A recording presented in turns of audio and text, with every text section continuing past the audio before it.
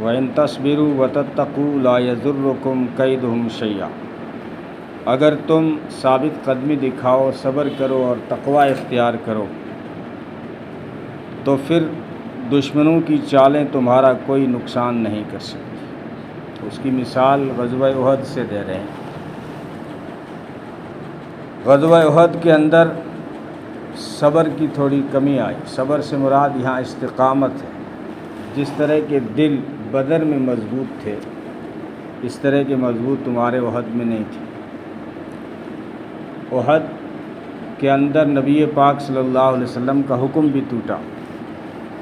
نبی پاک صلی اللہ علیہ وسلم نے 50 تیر اندازوں کو جبل رمات پہ کھڑا کیا تھا کہ آپ اسی جگہ ڈٹے رہیں گے، یہ نہیں دیکھیں گے کہ ہماری لاشیں چاہے چیل کوے کھا رہے ہوں، تب بھی آپ اپنی جگہ نہیں چھوڑیں گے۔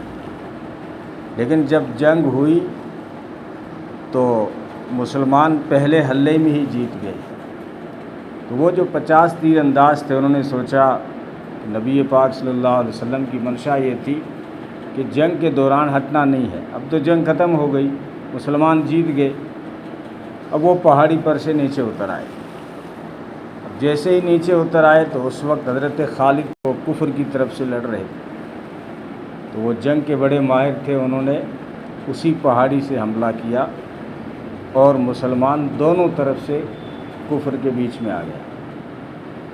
اور اسی دوران یہ خبر بھی پھیل گئی کہ نبی پاک صلی اللہ علیہ وسلم شہید ہو گئے۔ تو پھر اس خبر نے رہی صحیح جو کثر تھی، وہ بھی مسلمانوں کا جو حوصلہ تھا وہ پست ہو گیا۔ بعض لوگوں کے ہاتھوں سے تلواریں گر گئی۔ تو وَإِذْ غَدَوْتَ مِنْ أَهْلِكَ، میرے محبوب جب آپ صبح کو نکلے اپنے گھر سے، حضرت عائشہ کے کمرے سے نکلے تھے، حجرے سے۔ مفسرین فرماتے ہیں کہ حضرت عائشہ کی شان یہاں بیان ہو رہی ہے کہ حضرت عائشہ کے کمرے سے نکلے، اس کو قرآن کہہ رہا ہے کہ آپ اپنے اہل سے نکلے، گھر سے نکلے۔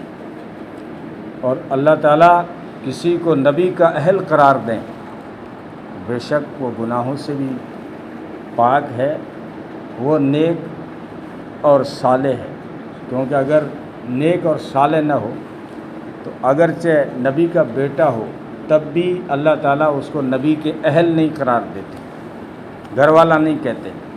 جیسے نوح علیہ السلام کے واقعے میں ہے کہ انہ لیس من اہلک، نوح علیہ السلام نے اپنے بیٹے کے لیے جب دعا کی تو اللہ نے کہا انہ لیس من اہلک، یہ تیرے گھر سے ہی نہیں ہے، یہ تیرے اہل نہیں۔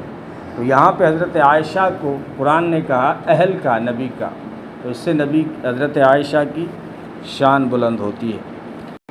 تو قرآن یہاں کہہ رہا ہے کہ مومنوں کو اللہ پہ بھروسہ کرنا چاہیے، اور پھر مثال سے اس کو سمجھایا وَلَقَدْ نَصَرَكُمُ اللَّهُ بِبَدْرٍ وَأَنْتُمْ أَذِلَّةٌ، اللہ نے تمہاری مدد کی بدر میں حالانکہ تم بے سر و سامان تھے۔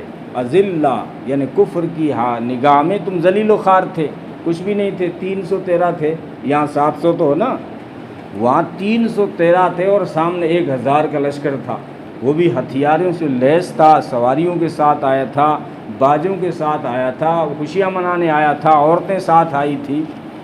تم تو صرف جو ہے کسی قافلے کی تلاش میں نکلے تھے، ابو سفیان کے قافلے کی تلاش میں نکلے تھے، جنگ کے ارادے سے نہیں نکلے تھے۔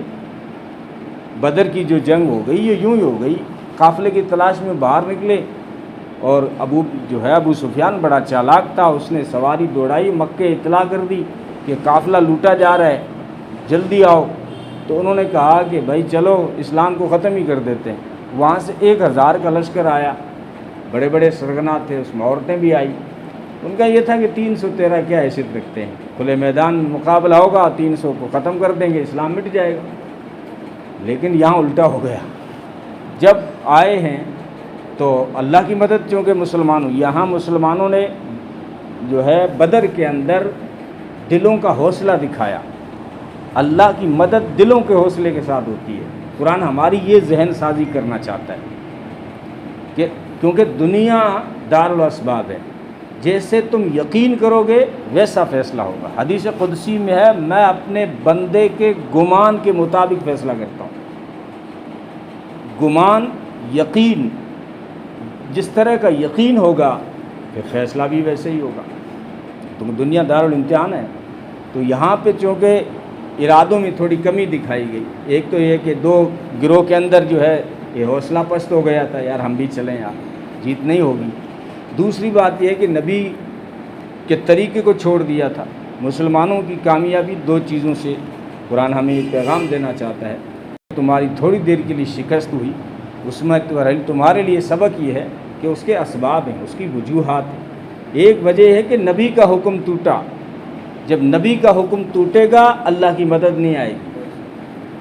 دوسری ہے کہ تمہارا حوصلہ پست ہوا، یقین کے اندر کمزوری آئی۔ جب یقین کے اندر کمی آئے گی، حوصلے کے اندر کمزوری آئے گی، پھر بھی اللہ کی مدد ہٹ جائے گی۔ تم بازو کی طاقت سے کبھی نہیں جیتو گے، تم جو ہے اللہ کی مدد سے جیتو گے۔ تو بدر میں کیا ہوا؟ تم بے سر و سامان تھے، اللہ نے تمہاری مدد کی۔ 5000 فرشتے، پہلے جو ہے 1000 فرشتے کا وعدہ کیا، لیکن حوصلہ کیا تھا؟ مدد کیوں آئی؟ کہ مسلمانوں کا حوصلہ یہ تھا کہ نبی نے پوچھا کہ ہم تو قافلہ لوٹنے آئے تھے، لیکن اب تو جنگ ہو رہی ہے، 1000 سے ٹکرانا ہے، کیا کریں گے؟ تو بعض نے کہا اللہ کے رسول آپ جو حکم دینا چاہیں وہ دے دیں، آپ اگر حکم دے دیں تو ہم دھرتی کے کناروں تک چلے جائیں، آپ اگر حکم دے دیں تو ہم آگ میں کود جائیں۔ اب یہ حوصلہ تھا، یعنی ہماری جان کی ہمیں کوئی پرواہ نہیں ہے، بس آپ حکم دے دیں کہ آگ میں کودنا ہے تو ہم تو آگ میں کود جائیں گے، آپ کہیں سمندر میں کودنا ہے ہم سمندر میں چھلانگ لگا دیں گے۔